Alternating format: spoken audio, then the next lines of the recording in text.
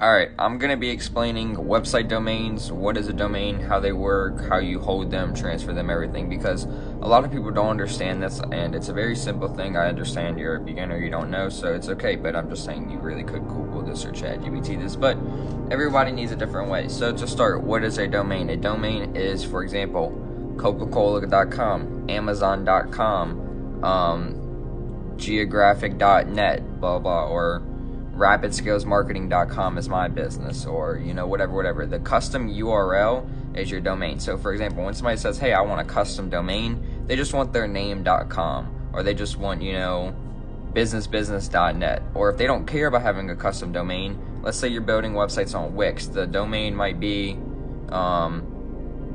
whatever the account name is, RapidScalesMarketing blah blah blah blah blah .wix/ something pressure washing, like whatever their name is. But if they wanted a custom domain, we could say, instead of www.rapidscalesmarketing/wix sites/freshwater pressure washing, we could do freshwaterpressurewashing.com or .net or whatever, and that's what the domain is. Now, people ask, how do you buy domains, how do you get domains, how do you whatever. It really comes down to where you're building your website to. But if you just want the general answer, I buy all my domains from GoDaddy. They sell domains. A domain typically costs around $20 a year. That's where I bought my personal domain from, because I wanted it to be separate from my website.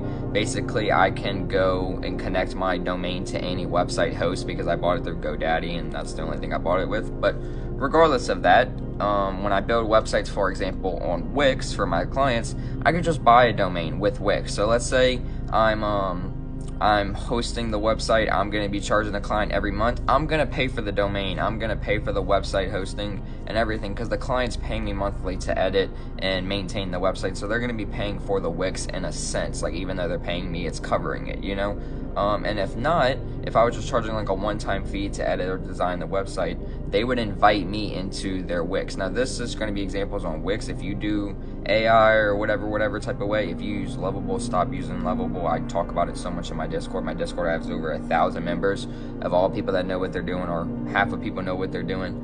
Huge free tips channel. Regardless, get in the server, discord.gg/rapidinsights. Yeah, there's not much more to say. I mean, get in the server. But no, I talk about Wix. So like, let's say I was charging a one-time fee. They would go into their Wix account, they would click create site, they would go to settings, it would say roles and permissions, and they would invite me. And I would basically, it'd be like kind of like when you share a Google slideshow with your friend in class. It'd be the same thing. You both have access to the site, you could both edit on it. So then